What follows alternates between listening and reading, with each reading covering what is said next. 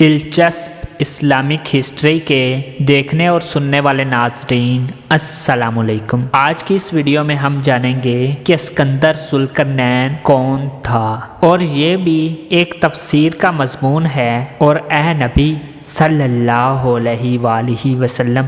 اگر یہ کافر لوگ تجھ سے سوال کریں اسکندر ذوالقرنین سے، جیسا کہ ارشاد باری تعالیٰ ہے، ترجمہ، اور سوال کرتے ہیں تجھ سے ذوالقرنین کے بارے میں، تو آپ کہہ دیجئے کہ عنقریب پڑھوں گا میں اوپر تمہارے اس میں سے کچھ مذکور۔ بے شک اللہ تعالیٰ نے اس سے قوت عطا کی تھی زمین میں اور اس میں دنیا کے ہر راستے پر چلنے کی صلاحیت دی تھی، یعنی سر انجام سفر کا طے کرنے لگا، یہاں تک کہ جب پہنچا سورج ڈوبنے کی جگہ پر تو اس نے سورج کو ڈوبتا ہوا پایا ایک دلدل کی ندی میں، اور اس نے اس جگہ پر ایک قوم کو بھی پایا، یعنی اللہ تعالیٰ نے کہا اے ذوالقرنین، یا یہ کہ عذاب کرے تو ان کو، یا یہ کہ پکڑے تو ان میں بھلائی۔ یہ سن کر ذوالقرنین بولا جو شخص ظالم ہے پس البتہ عذاب کریں گے، ہم ان کو پھر پھیرا جائے گا اپنے پروردگار کی طرف، پس عذاب کرے گا